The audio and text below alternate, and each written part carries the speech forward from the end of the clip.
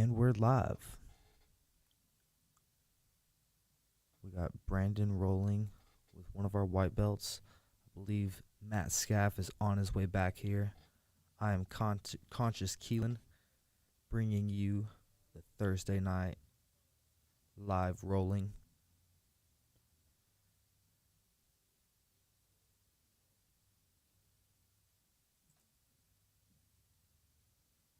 Ooh, Brandon's heavy right there. Tough times.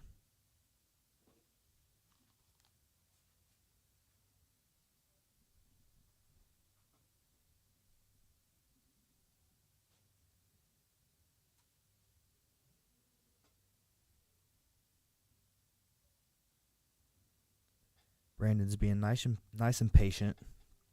He said his body was tired tonight, so probably don't expect him to be going crazy. Lots of scrambles and fights and stuff.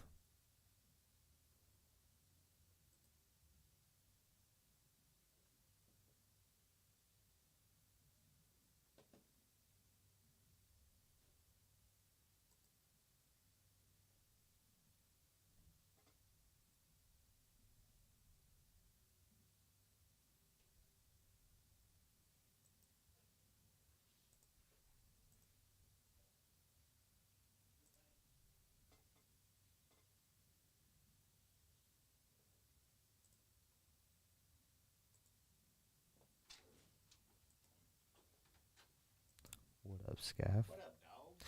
You can sit in either one of those seats today and just pop on those headphones. Oh, okay. And I will give you...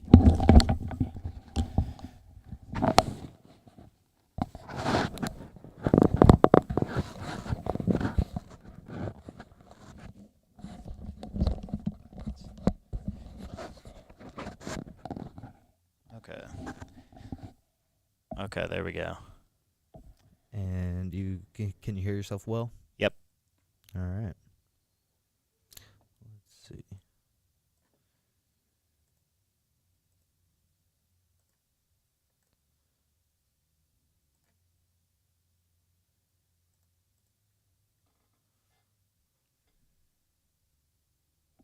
So I don't know who he's rolling with, but it's a white belt this first round.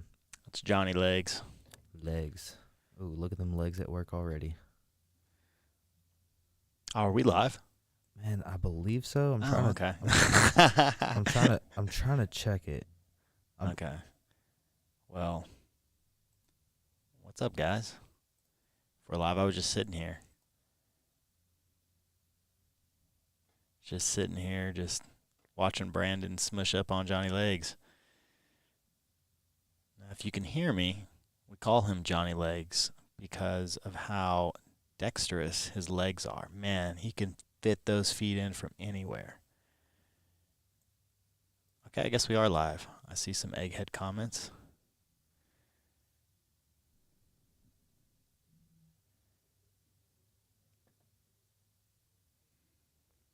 All right, Brandon on top, man.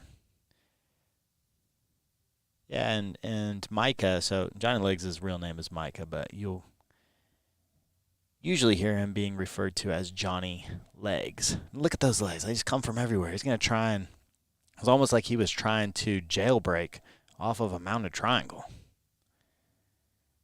He's going to be good. He's just not good yet. Not quite. He's been training about a year, and he's been really him, and he has a buddy. You guys have probably seen him roll. His name is Nick. And they come, man. They do what you'd expect from guys that are wanting to get good at the sport. They show up, they work hard, and they're starting to reap some rewards. You'll typically see this from Brandon, though. He's already tapped Micah a few times, and now he's letting Micah work a little bit. And I think this is a really good strategy for you upper belts. If you're just constantly dominating somebody, it's good to start to then, after you've tapped them a few times in the round, well, start working from deeper positions. Like, let them get deeper in on attacks. Let them work some of their top positions and work some of the smaller aspects of your defense. See here that Brandon is letting is letting Micah work from mount, and now he's in on the back. You see Brandon, he's just always in control.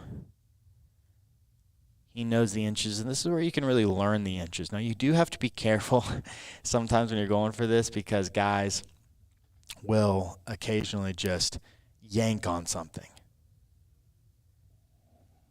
They'll just grab it and rip because they're like, oh my gosh, I've got, the back of a black belt, or I've got them in an arm bar. And so you do have to be careful of taking damage because, they're white belts. They're blue belts. And it'll make their day if they hit that submission. And so there's times like they're going to go really, really hard after it. So just be prepared to tap if you have to tap. But Brandon, he loves training like this, and it's one of the reasons that he is so good at deep defenses. Like he's in a really bad position. Oh, here we go. We've got Brandon versus Johnny Buck. Johnny is a school owner out of Asheville. He's been with Brandon for a long time. He's one of the most successful guys. Honestly, this gym's one of the most successful gyms in the country. He's got tons of students, and we see him now on bottom. Oh, nice Kimura attacked. Nice Kimura attack from Johnny. Now, that was a bad, Brandon made a mistake right there. He did a really good job floating the Kimura and not allowing Johnny to flip him to get on top. But Brandon, he knows he's rolled with Johnny plenty of times. Johnny's a wrestler, and Brandon didn't get his hips back, which allowed Johnny to wrestle up, and now Brandon's on bottom. But Brandon, man, his guard is so good. And a lot of times he really likes to work from the bottom position against big guys. He feels like he's really tough to pass, and a lot of bigger guys' passing styles come right up the middle, which is a lot of Brandon's best attacks from bottom. We see him in this knee shield, we see him in this butterfly guard. Johnny trying to get a body lock. And this is going to be really tough for Johnny. He's got to be very careful because Brandon's already setting him up for rubber guard. Brandon really likes when guys go for body locks because it puts them in positions to have the rubber guard played on them. Yeah, Brandon's in his full guard now.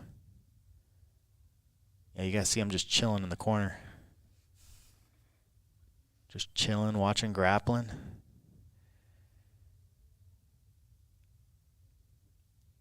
It's a really subtle detail right there, how Brandon just followed Johnny up. It's very important that your hips are always in line, that you don't sag your hips. Nice job by Johnny, though. And to me, that's the most effective way to break the closed guard is just stand up.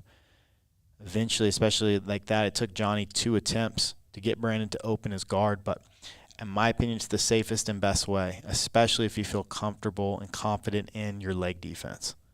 Because when you stand up, obviously you're giving them a look at the legs.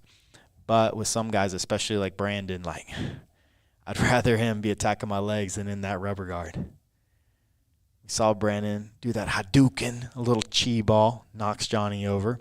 Now Johnny's on bottom, and it's really cool to watch this because Johnny, he wrestled D1 in college. He wrestled at the Citadel for 5 years. It's really cool to see him become comfortable training on bottom. He's not afraid to lose. He's always working on his technique. Johnny's a beast, man. Oh, now he's got in the move of the day on Brandon. Oh, really nice sweep. He uses that shoulder crunch. And he's probably going to get this. Oh, Brandon escapes.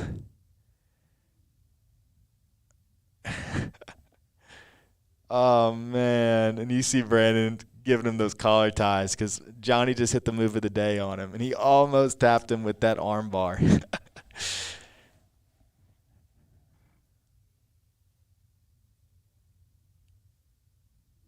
It's funny, you're like, man, oh, man, nice sweep again from Johnny. Saw Brandon try and float.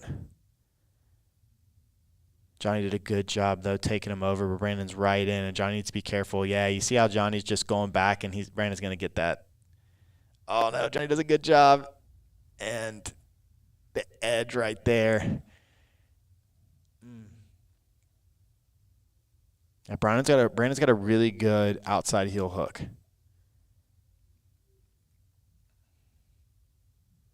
Johnny did a good job though, rolling. Honestly, one of the best ways to escape a heel hook is just like stay near the edges. Stay near the edges. Very rarely do tournaments or even in the gym, like, do you reset? Like, can you reset in the actual position? So if you're going against that really tough leg locker, stay near the edge. I'm not saying Johnny wouldn't have got out, but it definitely helps. See Brandon on that snap down. He's looking to attack that guillotine. Now, Brandon's got options from here. He could go to an anaconda. It's going to be tough because, I mean, Johnny's wide. He's a thick boy. And so it's going to be tough to lock up that anaconda. You see Johnny trying to commit and stay on that single leg. You see Brandon trying to sprawl his leg away. He's changing his angle. Oh, this is deep. I think he's going to get it. And he gets the tap. Man. Nice snap down.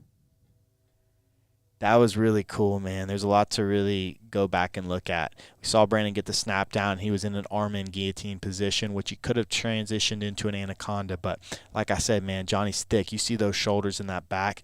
It's going to be really tough for a guy like Brandon, who's got shorter limb length, to lock up that anaconda.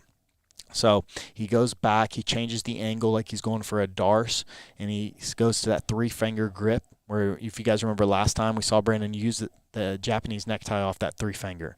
Well, when Johnny committed to his posture and defending the Japanese necktie and the darce, Brandon went right back into a naked guillotine, and he ended up finishing that naked guillotine. So definitely a very high-level attack against a very good opponent that you guys should definitely go back and watch and try and add to your game.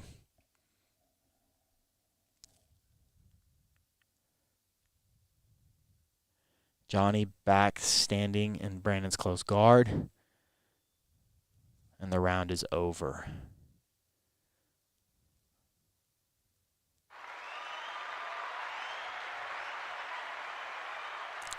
That was a good round. That round and Brandon's round with Keelan were probably the two best opponents that you guys have seen roll with Brandon, excuse me. Brandon's round with Keelan especially, a lot of that is, just how, Brandon's main training partner is Keelan. I'd say in the past couple of years, Brandon's rolled more rounds with Keelan than anybody. So there's a lot of familiarity there. And that leads to, a really, really good and fun round to watch. And then we just saw this round where we've got a very high-level guy like Johnny Buck who wrestled in college, and, it's just a beast. And we got to really see Brandon in a little bit of danger. Brandon almost got tapped there. That shoulder crunch that Johnny used to that arm bar, it was close.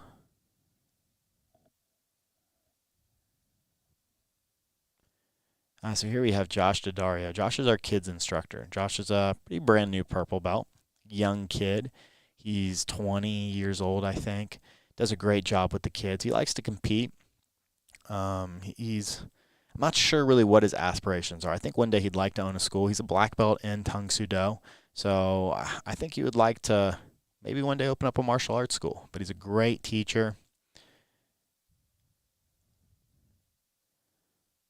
Oh, that's a nasty guillotine.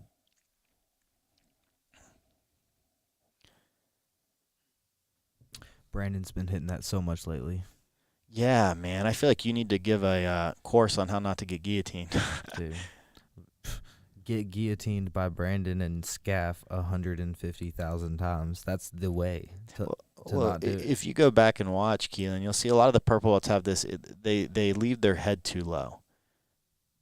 And they get tapped with that just basic snap-down guillotine right there. That's what I told Keith after watching his roll with you yesterday. I was like, hey, you're just leading in with your head a little too much, and he's just grabbing your head and sprawling his hips out, and then he's in the game. Just monitor coming in with your head, like sit back on your heels a little more. Yeah, it's hard to be disciplined, especially when a lot of the times you can use that to pass the guard. I know a lot of people like to give their head up to pass, but against the right opponent, that's a very could be a very costly mistake.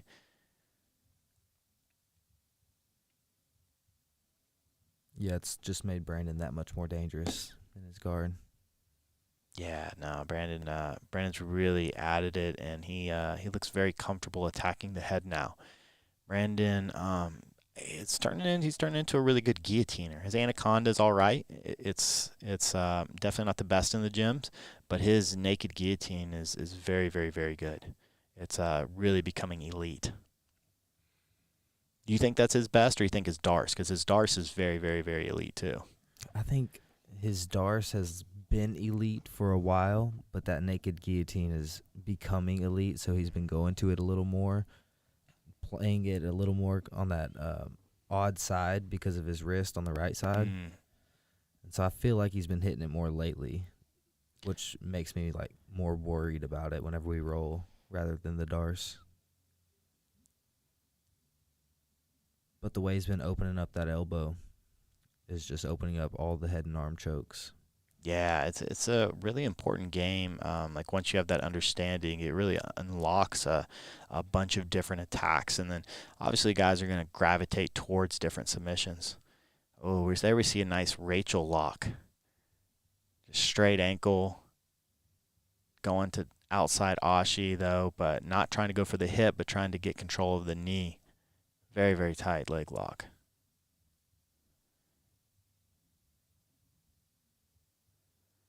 Move of the day. Yeah. It was pretty crazy to see Johnny hit the move of the day on Brandon. It looked good too. It did look really good. Johnny's guard looked good, man. Are you playing this at all? Do you have any pathways off the shoulder crunch? You know, I haven't played it a lot until the past week and a half, and I've been hitting it a couple times, and I can feel the power. I wouldn't say I have like some sequences off of it a lot, just the basics, what Brandon has taught, but I am getting some game out of it. The detail for me was like a bit of the shrug, like in the control of it, just like attaching my shoulder to my ear in the same way that I do to defend the back, but to keep it locked in that like trap area. Yeah, that's really cool. I haven't messed too much with it. Got Brandon on bottom. He's always so relaxed in his guard. Inverts very well. Nice little Jackie Chan entry.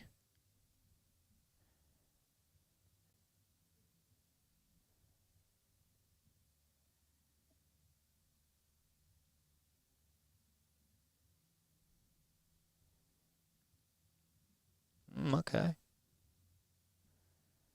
It's a nice little movement right there by Josh.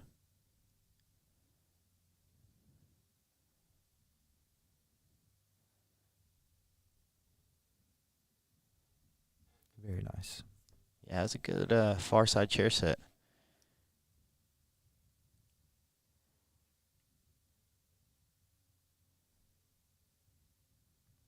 Arm triangles are so hard to get on Brandon. Well, it's always so cool, and Brandon's always done a really good job of tapping a guy a few times and then allowing them to work, so then he can work his defense. And we saw obviously with Johnny Buck that wasn't the case. He couldn't do that with Johnny. That was a very back and forth match.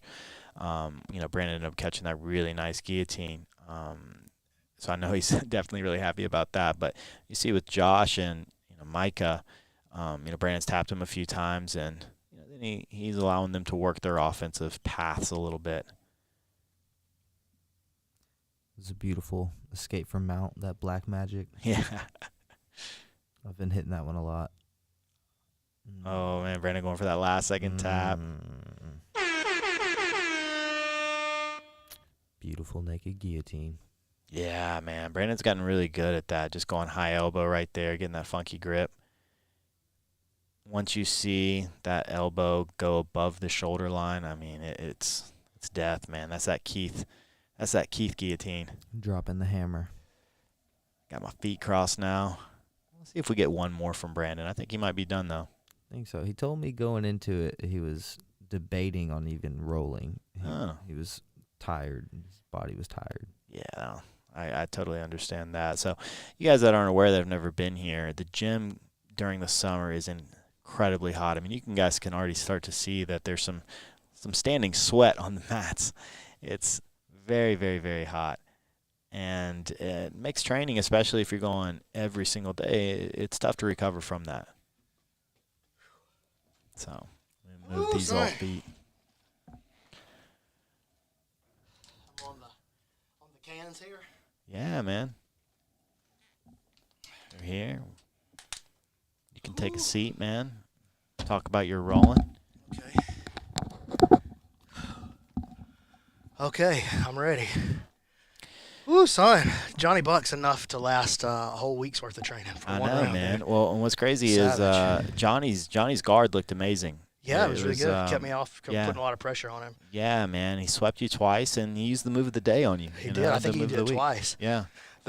One of them, was hoping to just catch him on the fall. I can't remember if it was the first or second one. I was hoping to catch him on the way out. But yeah, it was the second one. You tried to hip switch, and then you went with it, and you almost leg locked him. Yeah, but you guys were by the edge. Because he turned me over the first time. Like, I gave it a little fight to try to get my base back, and he flipped me right away. I was like, okay, I can't. I just show him the same play and then flip my hips different. And so I tried that, and I almost had him. I ran over to the edge. I think I was losing the knee line anyway. Yeah, you were. You were losing the knee line, and I was kind of telling them one of the best ways to defend against the leg locker is just stay near the edge of the mat. Like, not trying to be funny, but not not trying to be funny. Like, if you're at a competition or again you're just rolling in the gym, if you can stay near the boundaries, you'll find that that really helps defend. And a lot of times when you reset, you're never gonna perfectly reset, and you can always cheat the exchanges. Yeah. Now, again, I think Johnny was going to get his knee line was already close to getting out, but it's just an important thing to note, especially for the competitors out there. Yeah, it's kind of lame sometimes, but you got to do what you got to do to win. Who cares? No such thing as lame. We're trying to get them dubs. Yeah, exactly. No such thing as lame. Yeah, you might not get a lot of fans though. No, well, who cares? I don't know. It depends, I guess, what your goal is. If you just want to do jiu-jitsu for a living, having fans is more important than being the world champion. Yes. So it just depends on what your goal set is. If you just want to train every day and have a great time, don't really care about stressing yourself out for competition, you can just do like I've done. Just train every day.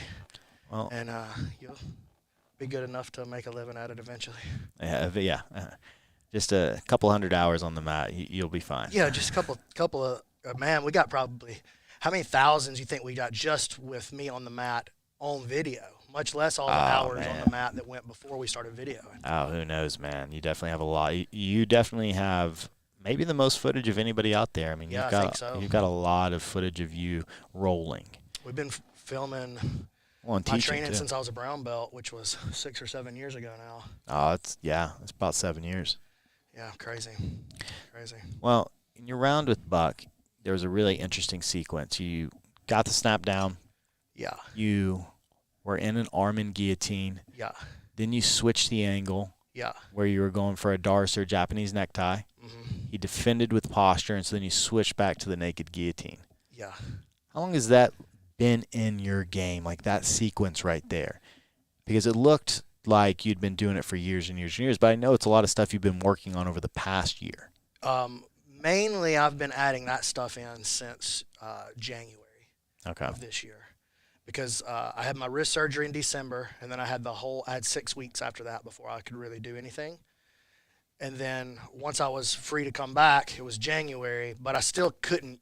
I was okay there. I was cleared to get out there and train, but I still can't really do much with that hand.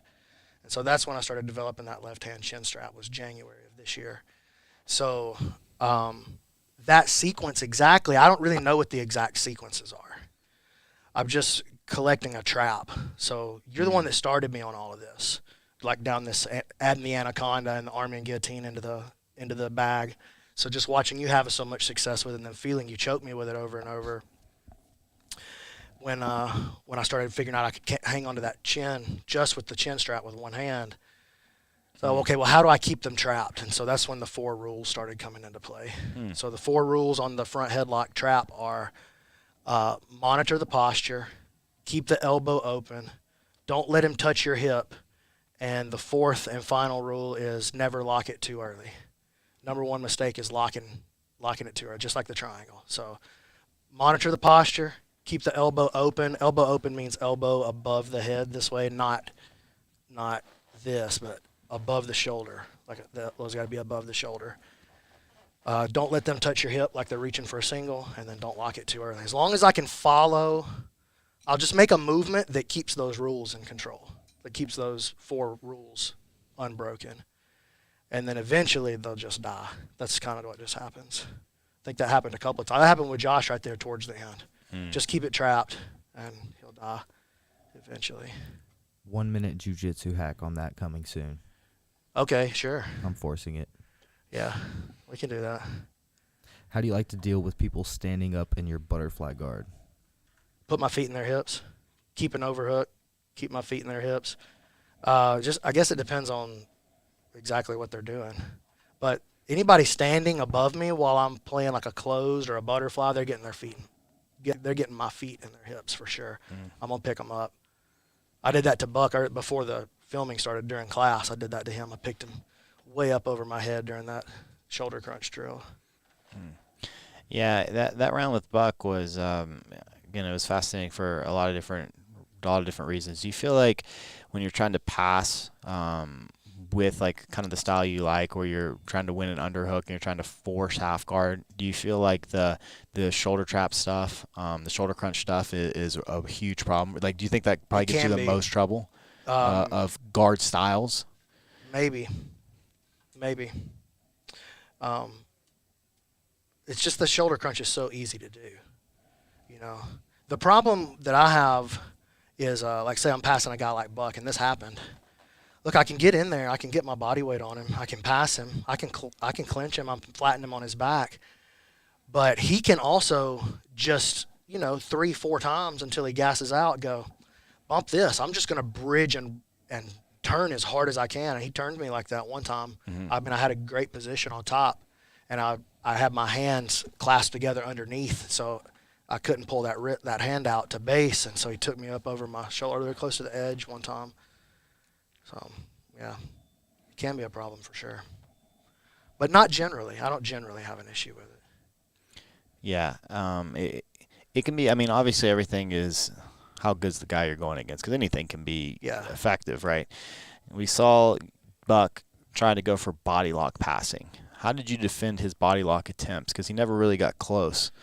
Yeah, I put him back to the closed guard.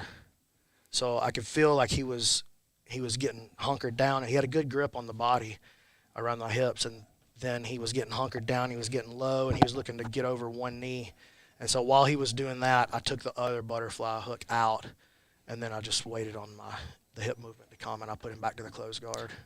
Did you not go straight for rubber guard just because you felt like he was too powerful there, maybe? Like he might have cleared your knee? It was going to be too much work. Yeah. Yeah. And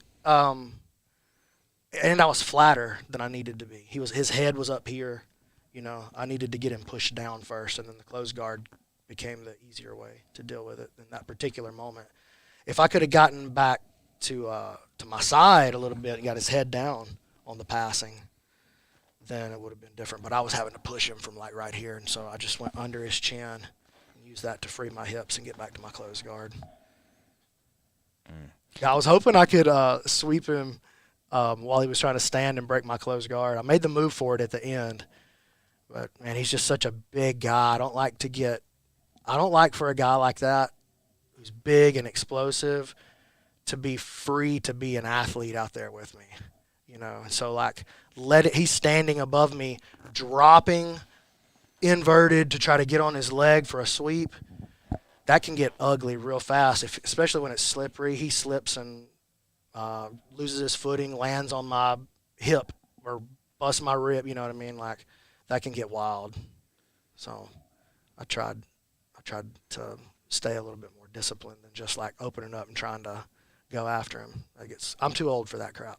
Something's going to get hurt. How many pounds do you think, we've heard the rule anywhere from 25 to 50 pounds is a belt level. What do you think, like in your mind, when do you really start to notice like a guy's got size on you and that it's turning into an advantage?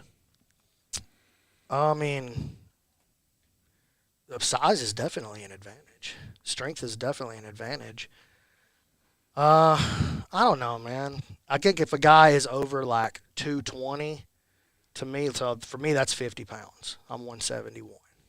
So if a guy's like 220, even like 205, 200, I'm like, okay, this guy's quite a bit bigger than me. I can feel like a guy like Brett. Brett's not even that much bigger than me. He's probably only 15 or 20 pounds bigger than me, but he's super strong.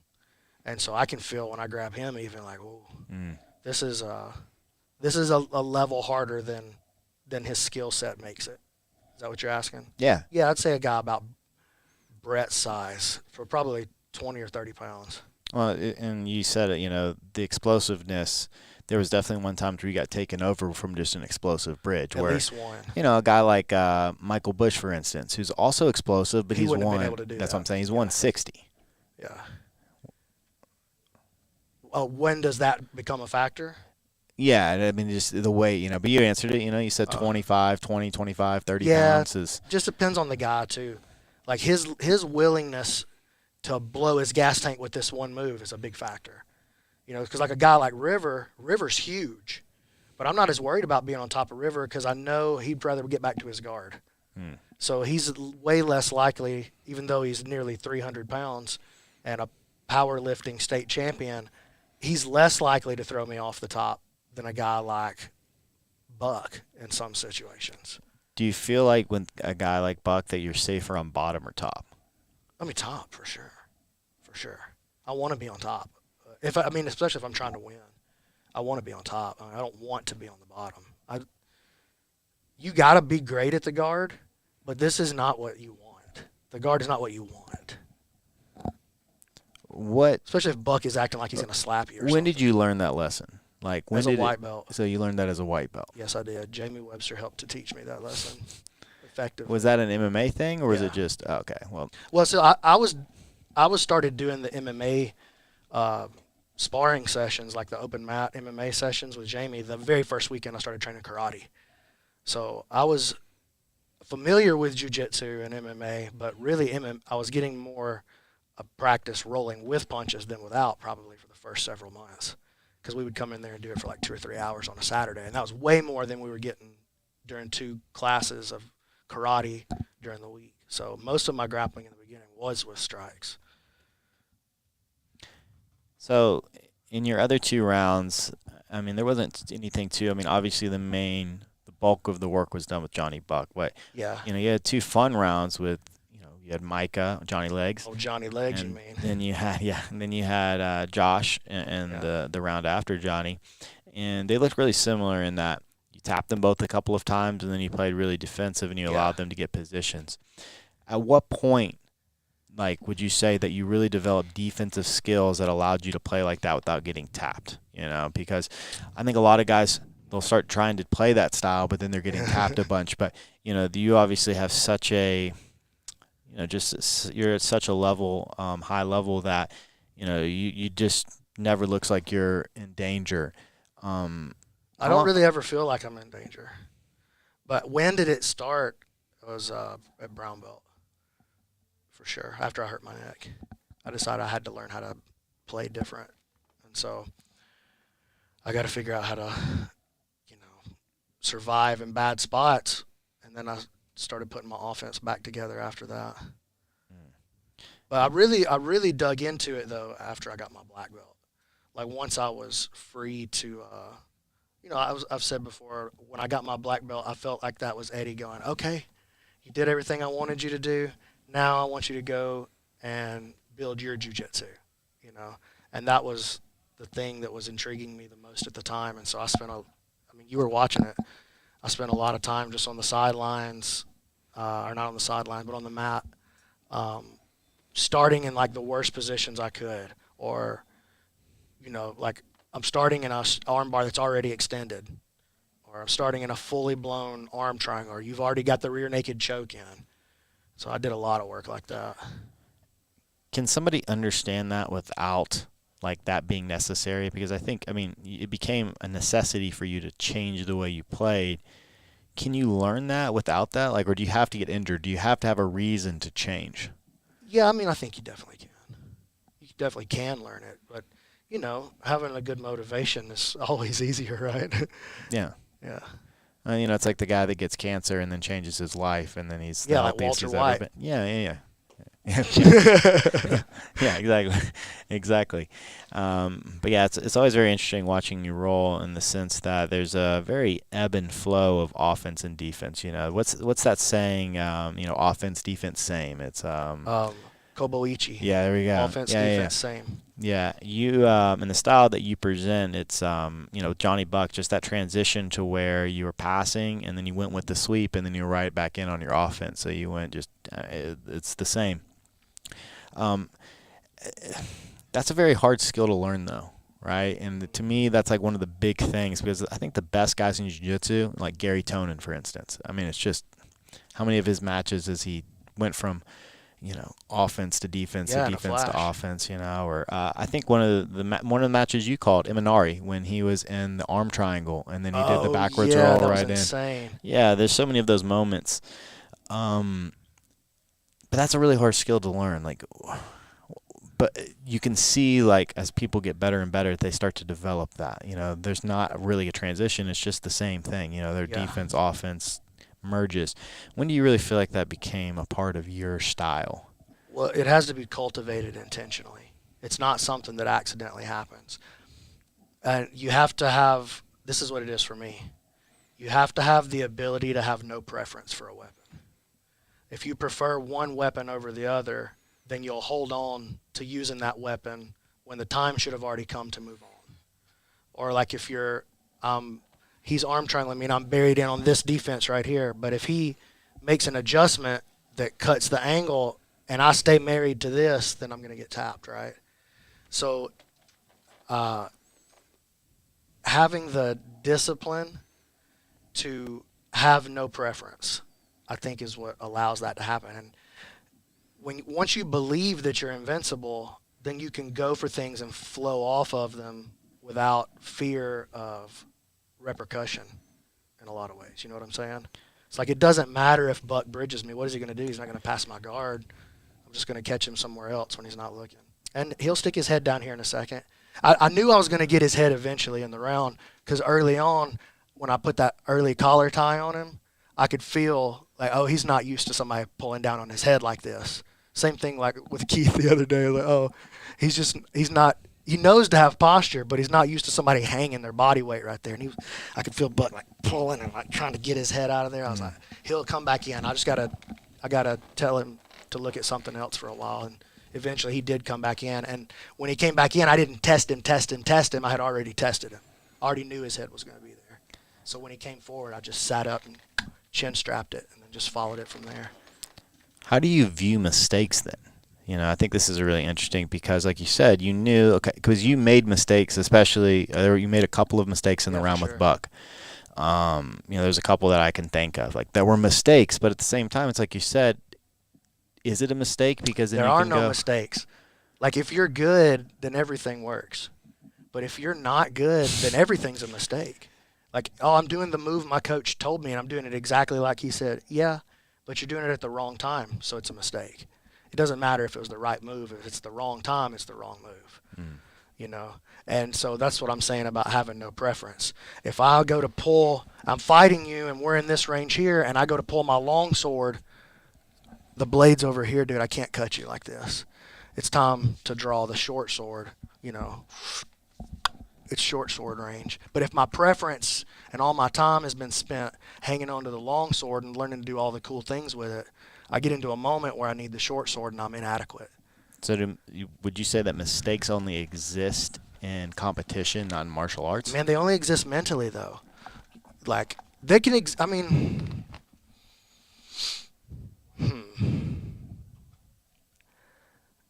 a mistake is like a mentality. You know what I'm saying? Yeah, I mean, because like you weren't out there competing today. But I could still have made a mistake by clutching on to something or having attachment to the past. Like, once the moment, I'm not going where I want to go. We're going where you take me. And I am no longer where we just were. You know what I'm saying? That moment is gone. And if I have I had that arm bar. And if I look back at my work to figure out what happened with the arm bar or to try to keep it when the arm bar has passed, that's a mistake. But the mentality of moving with wherever the water flows, you can never really make a mistake like that. You only make a mistake when you go, ah, and in that moment, that attachment to the last thing is what caused you to, ah. You needed that. That's why you were disappointed, and that's how you got caught. Does that make sense? Yeah, I follow you. I just find it very fascinating because to me it's like the competition and the wanting to win is, because I still view some of my roles, even though, let's say I don't get tapped. Yeah. I'll still view my mistakes like that was a mistake. If somebody escapes my back control, that was a mistake. Well, it was if you were coming in with the intention to hold on to his back. But if he comes in, comes in, or you come into training and you're like, okay, I'm going to do the most beautiful jiu-jitsu possible. You wouldn't have held the back to the point where you were disappointed that it was gone. You would have moved on to the free thing that he showed you. And so there wouldn't have been a mistake. You'd have been so in the moment that you'd have flowed onto the thing that he was offering you and asking to be tapped or swept with. That's what I'm saying. So it's attachment to the past is what makes us disappointed in the results now. And attachment to the idea of winning. That's what causes the pain. Winning is totally out of your control. The other guy wants to win too. And sometimes it doesn't go your way no matter how much you are prepared and how much you wanted it to go your way, even in training. Like, I cannot believe Lindsay passed my guard. I was trying everything to stop Lindsay from passing my guard. She still passed my guard. But if you don't have attachment to the results and the outcome, then you can be in touch with the process, and the process can please you. The process is within your control. So you can find attachment and self-worth and value in your process. And a good process that you're in love with will yield results. Maybe not always the results you wanted, because that's out of your control. But eventually, the results that you desire, I don't know if you should desire those results. You should desire to fall in love with the process. It's definitely a fascinating. This is a topic I think you could spend the next 3 hours on, just talking on a podcast, because if you just think about that, of past attachments, or past, looking back in the past. Let's say we have a competitor. Let's take Travis, for instance. He did very well in his tournament except for 5 seconds. He made a mistake. Yeah. And lost. So I guess like where you're at, it's a lot different than the white and blue belt. Because I think sometimes guys try and come in with too much of a martial art mindset, and that ends up holding them back because they don't have an ego. They go, I don't have an ego. And there are guys truly that don't have it, like that are going out there and just, they don't care. We've had a few of those. It's very rare. It's much more rare than, most guys are ultra competitive and like every round means or some a lot variation to them. of competitive, yeah. But there are guys that are over here that are trying to be that zen, that exactly what you're talking about. But can you strive to be that too soon? And no, that's a fair question. Yeah, that's a good question. Can you learn to cut a man without ever getting cut? I don't know. I think that there's a season for each part, And so the idea of no attachment, that doesn't make sense if you've got mobility issues. Of course you're going to have attachment. If this guy pushes me back over my knee right here, I can't just flow with that. It's going to hurt. Or I don't know how to make this chair sit movement. How can I flow into the empty space? So, those kind of things probably don't come until that's the no attachment. Comes at the end when there's no mind, but there's a time for training with one mind, with a single mind, with a single focus and single-handed, one mind. Don't pay attention to the things on the outside. Don't pay attention to the distractions my opponent is offering me. My mission is arm locks tonight. My mission is ham sandwich tonight. That's a time for one mind. But the time for full and perfect expression of self is no mind. You have to just let it come to you, and it is what it is. There's like you write this, the song writes itself. I don't write the song writes itself. Yeah, and I guess I always wonder about that because that's such a rare. Like the muse, you know. Well, just competition and competitors, I think, are who we always think of as the best representation of. That's fair. The sport, you know, and all of them, you know, they're so, you know, every little detail, every little thing is picked apart until they reach this point where they're having these performances that, you know, someone described as, you know, the virtuosos, you know, like, whoa, like they're doing, and the skill that they're portraying is just beyond what the normal person, you know, could ever even imagine reaching, you know, that height. And so I always wonder because, you know, you see the way that you train and the way you think is I almost see that as like a martial artist. Yeah, know? That's what I want. And all the old masters, like that's what they do, you know? I mean, dude, I'm Oogway. Yeah. Or, you know, that's the stories of, you know, the guy that we all bow to, you know, Helio. Yeah. Like Helio Gracie. I mean, he, you know, he trained until he was 93. And his style was always changing. Yeah, his style was always changing. But I always wonder where it's like, you know, can you compete at the highest level with that mindset, or, you know, do you need? Well, I don't know, because I never made it to the highest level as a competitor. I just barely made it to the I'm pretty good at competing level. You know, that was never. I liked competing after a while. I got to where I liked it, but that was never something that didn't get me to go to class. Yes. I go to class because I like to do jiu-jitsu. And so competing doesn't really motivate me. But I need to be able to do this tomorrow. And so I need to shape my jiu-jitsu in a way that allows me to do this again tomorrow and the next day and the next day. Because my interest in jiu-jitsu, I feel like I'm just getting started. You know, I'm trying to go, I want to know everything.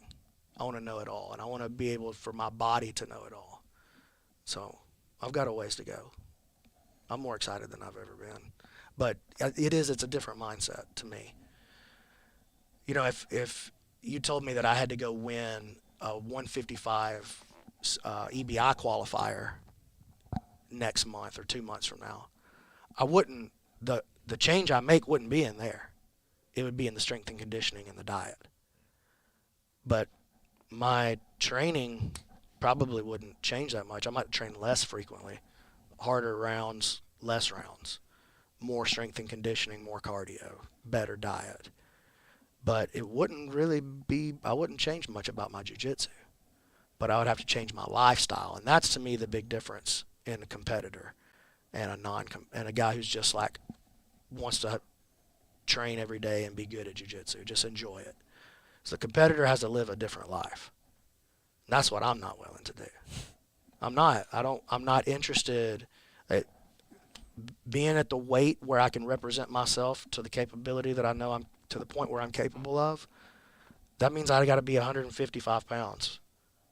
Okay, well, that means that I got to be cranky and hungry all day, which means I'm less of the father that I want to be, and I'm less of the husband that I want to be, and I'm less of the coach that I want to be. I'm less happy to be here when I'm here, you know. So those things are non-negotiables for me. So anything that interferes with them, I just have to set it to the side. So, yeah. There we go. I think that's the broadcast. We did it. We did it again. Oh. Man, I didn't want to roll tonight at all, to be honest with you. Trent, or no, it was you. I was like, man, maybe I'm not going to roll. And you were like, let's get Skaff to do it, and you do commentary.